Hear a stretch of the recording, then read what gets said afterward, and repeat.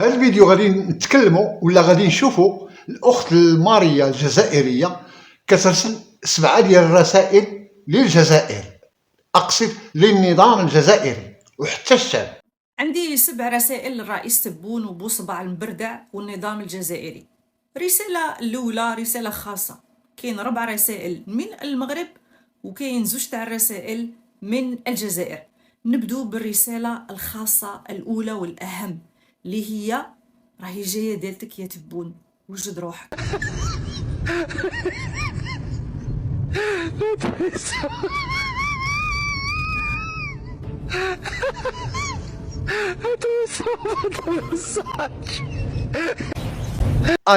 وجد روحك مليح. هذا جزائري في المغرب. هو ليجي الرباط اليوم هي عاصمة المغرب السياسية. ها الخطأ الأول، يلا كمل. فيها القصر الملكي، البرلمان والسفارات. عدد سكانها حوالي 600 ألف نسمة. مرحبا بكم في كازا فواياجير، محطة كازا. رب الله يبارك الله فيكم. يعرفونا في المغرب. سامحني كان عندي مشكل.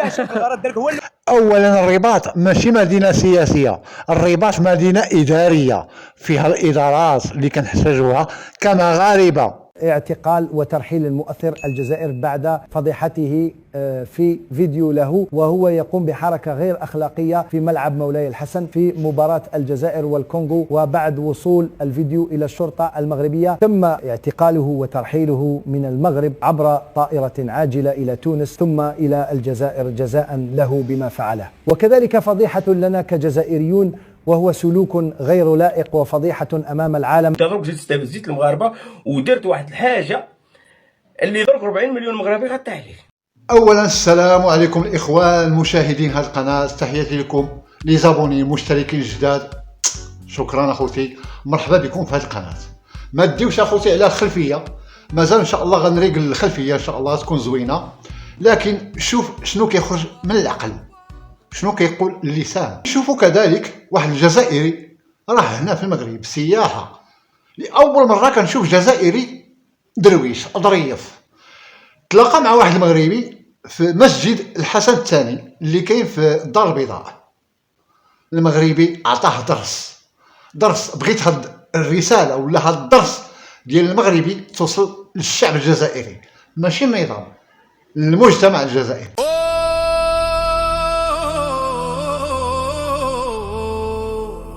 أفريقيا الراي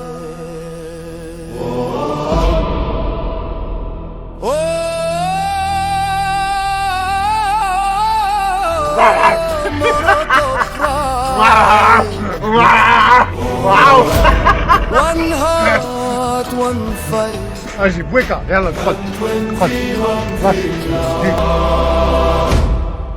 The flame ignite.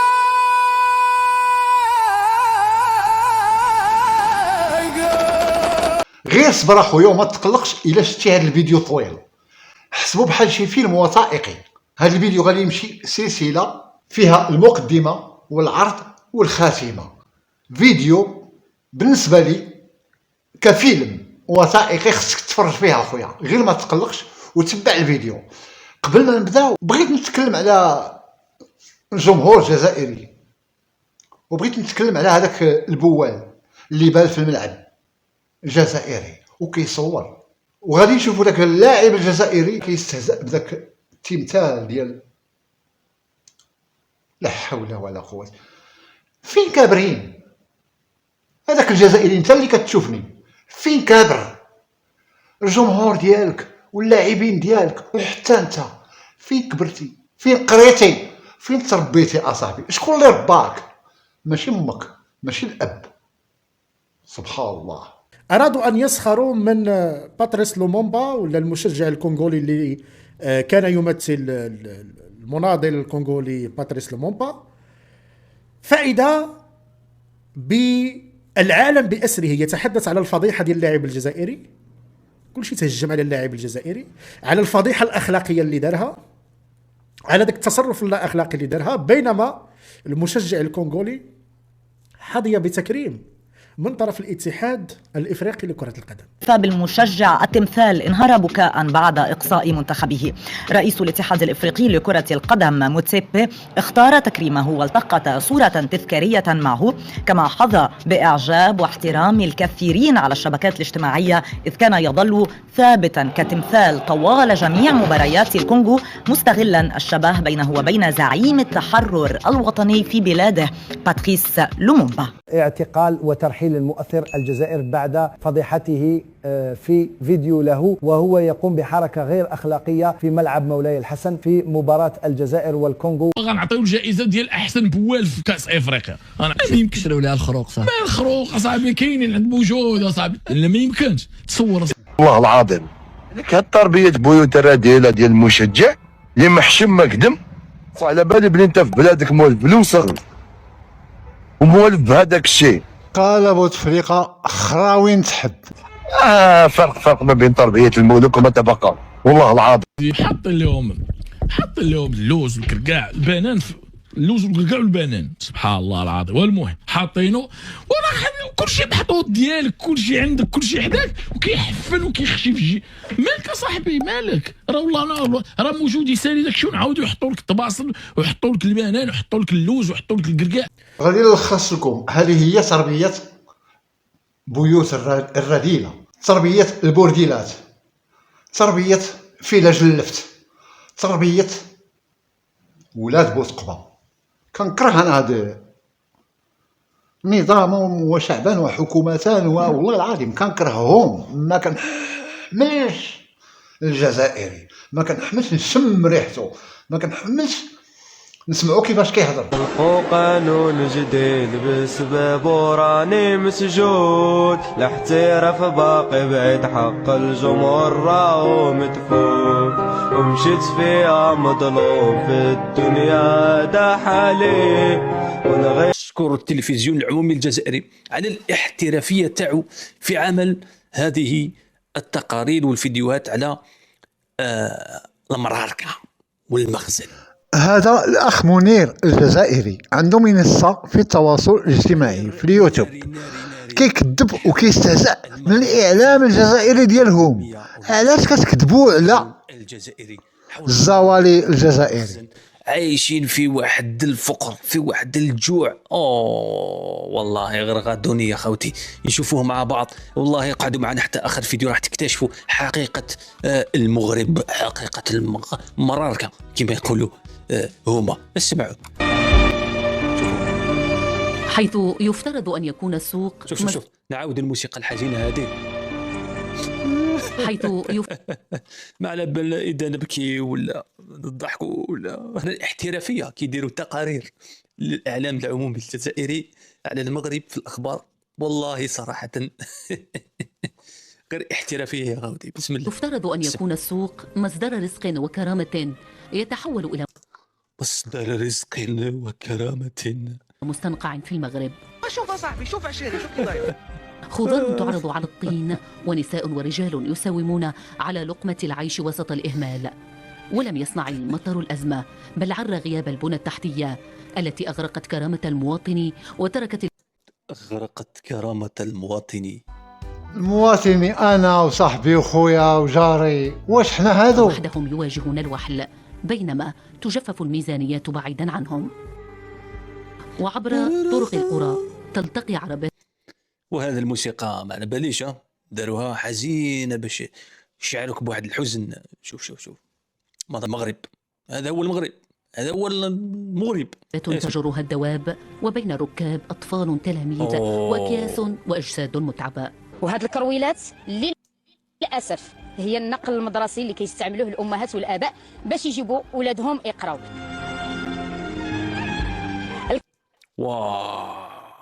المراركة راهم عايشين في فقر كبير وحنا عجبنا الحال. اييه حنا المراركة مساكن. مساكن. يموتون جوعا، انهم يموتون جوعا. والله صراحة فهموا كيما حبيت الفيديو خوتنا، انت مهبل والضحك هبل. عاصمة الفوسفات كنقل مدرسي باش يوصلوا وليداتهم لمدرسة حي الفرج كما كتشوف. وقد تختلف التفاصيل خارج حدود الهامش، لكن الدلالة لا تخطئها العين، فحين تصل الحكاية إلى هذا الحد، حد موت أو إسعاف مستحيل، إنها آلية شعبية مغربية للإنقاذ أمام واقع لا يحتمل.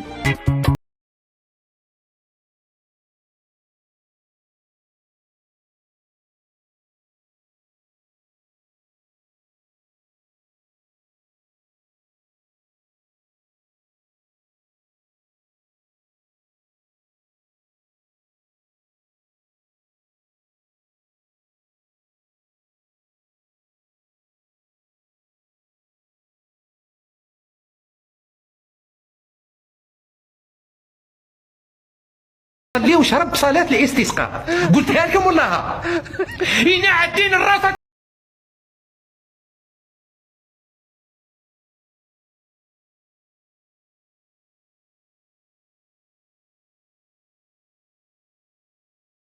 To Algeria instead of Tunisia or Morocco. You know why? Sure. Why?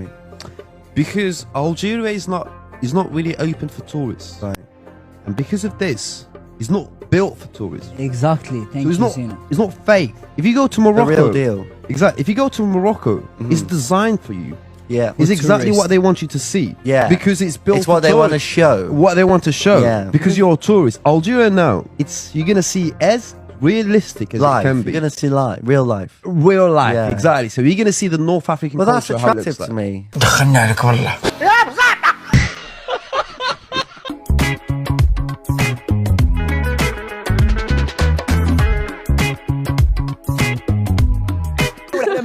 السلام عليكم. هذه كان عندي مشكل كبير، تليفوني طاح لي فيه كل شيء، كاع معلوماتي. انا مالي الشركات.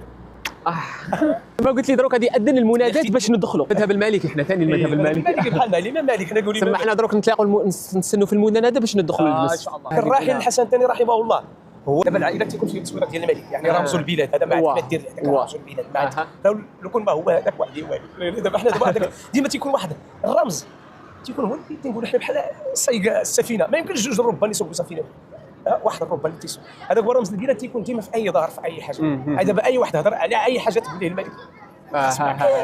ولا المسجد السبب انه بنى واحد هذا البحر جاب من ديك الايه ديال القران وكان عرشه على الماء. من سبب ايه وكان عرشه على الماء. ديك الحسن الثاني. ايه راه هو بنى الشعب وبنى شحال حاجه. ما كانش المغرب يولي كانوا هما كان الدماغ ديالهم. حنا شي دوله على قد الحال، دوله فلاحيه تبارك الله. لا بدا المجتمع يكون مساهم. يعني ما تسناش الدوله تعطيك، انت خصك تكون مساهم ومبادر. يعني تسنى. انا دابا بحال قريت انا شديت البكالوريا، ما مشيتش انا نتسنى الدوله باش تعطيني وظيفه. تنقلب خدمت. ما يمكنش الا ما بديتيش من راسك ما غتبداش. غادي يكون يسعى لان الرسول صلى الله عليه وسلم قال لك المؤمن القوي خير من المؤمن الضعيف.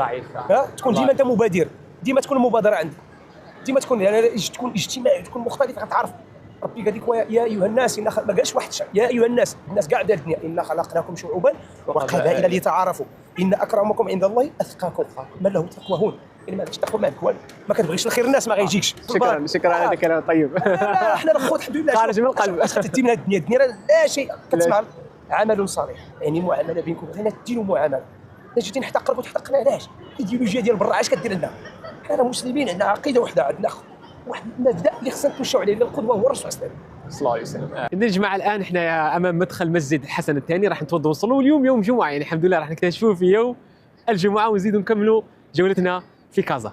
مرحبا بالجزائر. الله يحفظك. وناس الجزائر، اخواننا في الجزائر. الله يحفظك. الراس والعين. نحن معكم في السراء والضراء.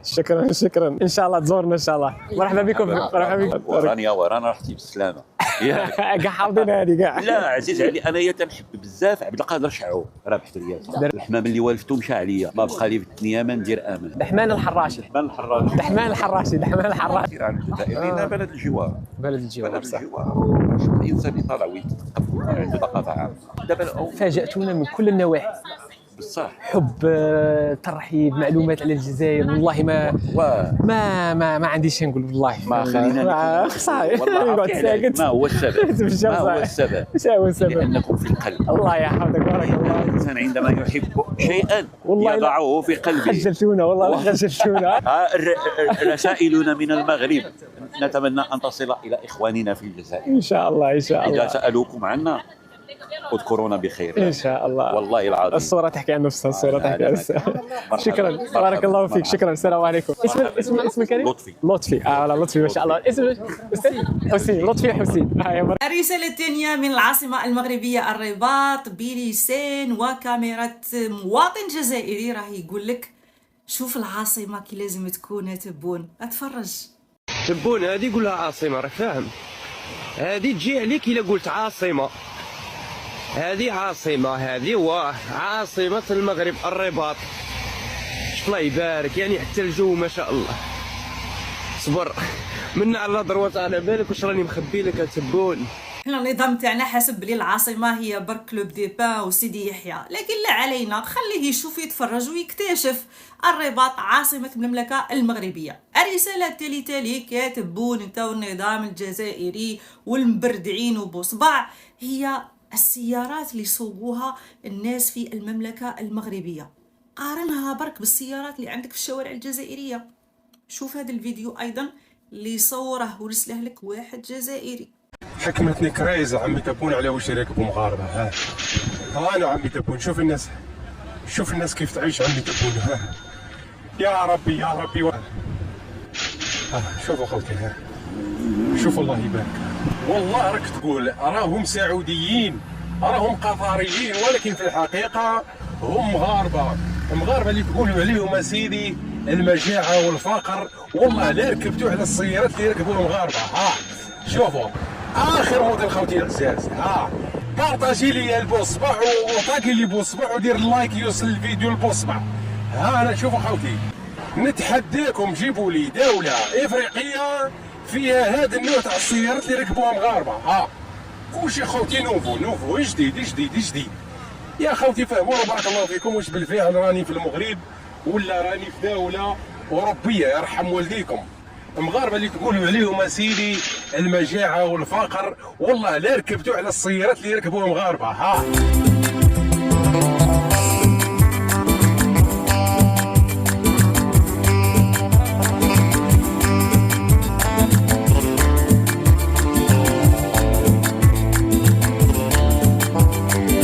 رابعة من كازابلانكا، الدار البيضاء، المدينة الجوهرة. شوف المباني، شوف الطرق، شوف التهيئة، شوف الصيانة، أيضا بلسان وكاميرا مواطن جزائري. أتفرج تبون. عاودنا درنا واحد الفيديو نهضروا زعما على كازا وهران، اللي كازا فريشة بالا وهران فايت على كازا، فايت على وهران بسنوات ضوئية، فاهمين؟ واحد 100 ولا 200 سنة. أيا ناضوا الحراكة من تحت في لي كومونتير، السب التطياح، انت الشكام انت كذا. يقول لي انا على الشكام انا الشكام وقيله صح عندك الصح. انا ديت حقيقة البترول وراني نعاود في المغرب. كام راني نعاود في كازا. كتشوف ولا ماكش تشوف؟ هادو كاع المشاريع تاوعي مغاربة، وماشي انا جبت حقيقة على البترول. لو راكم نتوما كيما وهران وكيما الجلفة وكاع. اي حمد ربي كي جيت انا جبت لكم حقيقة على البترول. راكم فاهمين؟ شو الناس ما ترقدش الرب. الناس سهران على بلادهم. هما شو المشاريع كثر تبنى صباح وحشيه. اي تجي التقوادي تاع الجزائريه قاعدين يقول لك لا انت شكام وانت ما تبغيش البلاد. غادي روح تقود بني لنا بلاد كيما هذه. شوف غير دير بلاد كيما هذه نولي نبغيك عمي تبون. فاهم؟ شوف بلاد كي دايره سبحان الله بسم الله ما شاء الله. والاخرين انت تكرهنا وانت مش عارف. غادي روح تقودوا الارواح ديكم. البغض والحسد اللي فيكم يا الرب. هذه هضرنا لكم غير على كازا، ما هضرنا لكمش كامل المغرب. ورينا لكم غير كازا كيف دايره. البغض الحسد فيكم كاع الصفات الشيطانيه يا الرب. الشيطان دا لا روترات مع جدي مالكم على بالكم. اقسم بالله غير دا لا روترات. نتوما مقودين حسيتين كاع هكا. كاين واحد الفئه من وهران مساكن قال لك صح عندك الحق شاك تهضر. هذوك فريو هارنا. اما نتوما الكلاليط اللي جايين منو سكنتو في وهران راكم فاهمين. ولاد الهجالات سماتو باينين بلا ما نزيدو نهضروا عليكم. شوفوا الفيديو الخامس اللي يوضح الفرق ويوضح الفجوه اللي كاينه بين مدينه نعتبروها احنا الجزائريين واحده من اجمل المدن في الجزائر وبين كازابلانكا. واحد واش يقول لي بعث لي في البريفي قال لي انت مقود مقود انتوما زعما كنشوف الطريق كيفاش داير بسم الله ما شاء الله فاهم.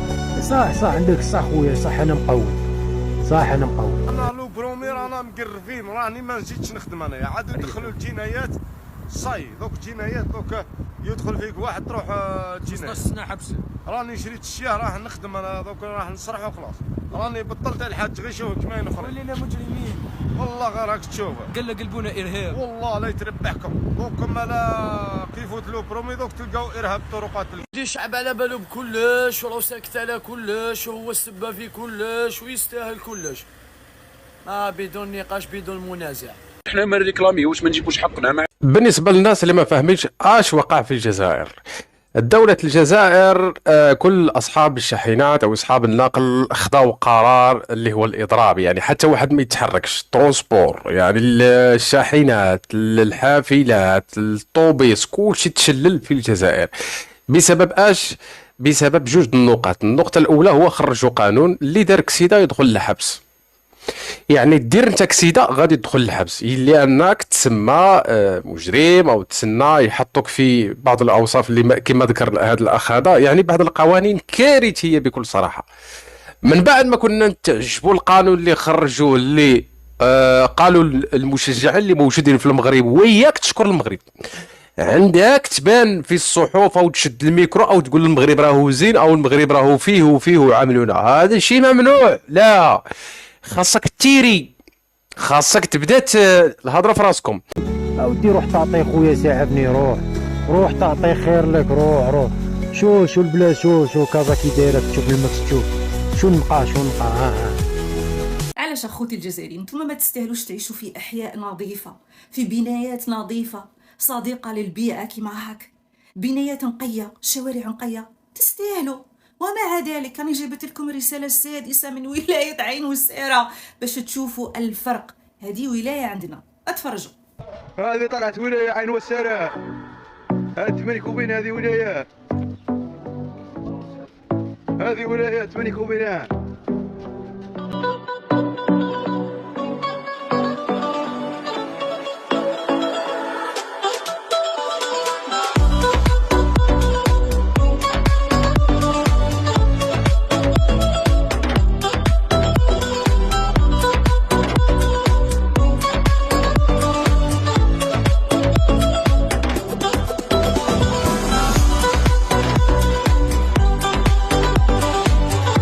والآن مع الرسالة السابعة والأخيرة، رسالة تاع سائقي وسائل النقل والشاحنات اللي حولتهم إلى إرهابيين. ما تبون انت والنظام تاعك وليتوا تعيطوا عليهم وتقول لهم انتم سبب إرهاب الطرقات.